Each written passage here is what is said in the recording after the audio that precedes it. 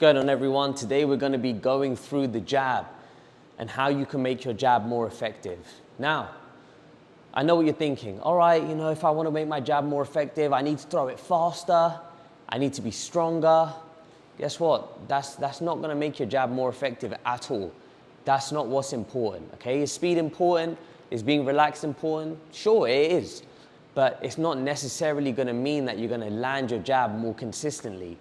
Okay, so if you want to land a good jab, here's what I want you to think about, right? You have to understand your distance, you have to understand your timing, and you have to understand your positioning.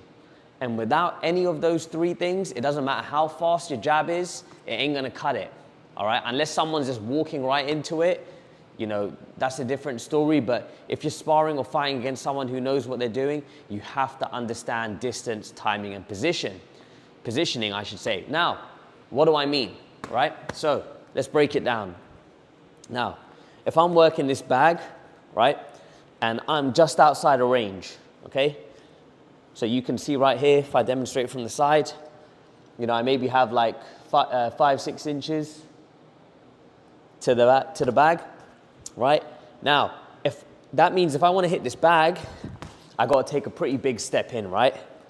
Boom, in order to land. Now, if I do that similar step here facing the camera, just so you can see that you have a lot of time to see me stepping in with my punch because I'm too far away, right? My positioning isn't so good.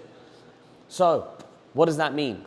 That means that most likely if I'm throwing that punch to land and the opponent can see it coming from a mile away, it's probably not going to land, especially if I'm throwing one single jab, right? So rather than me taking a huge step in and throwing the punch, I can do one of two things, right? Now the first thing I can do is I can keep them occupied and I can move my head, I can feint. And you can see as I'm doing this, my feet are creeping forward. So if you didn't see that, I'm going to show you again. So here, look, I'm keeping them occupied. I might be using some throwaway jabs, but I'm creeping in. And once I feel where I'm in a position where I can step in with my jab to land without telegraphing or giving it away, then I'm going to throw it, right?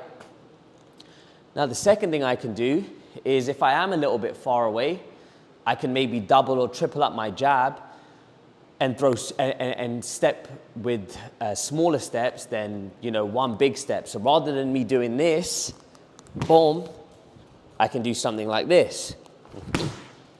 Okay, so the first jab just occupies. Now, remember, when I'm jabbing, you don't always have to jab to the face. Not every jab has to land, right?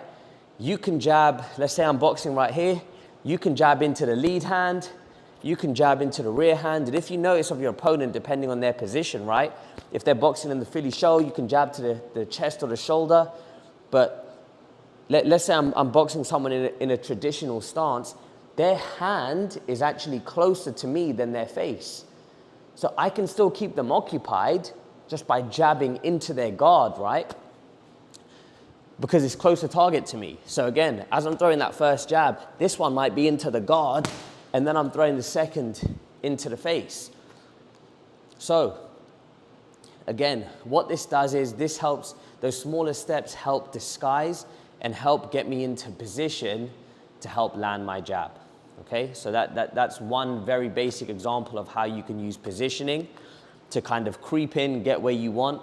And that one also blends distance as well, right? You're understanding how far away you are from the bag, okay? You're understanding how far away your opponent is from you. This is very important, right?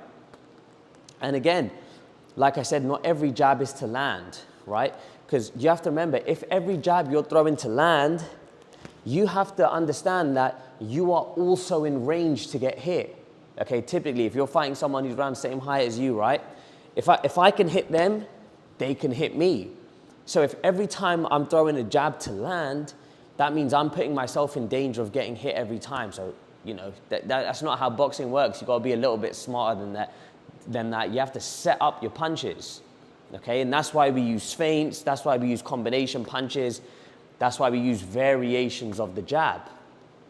right? And that leads up to my second point, how if you want a good jab, you have to utilize different variations.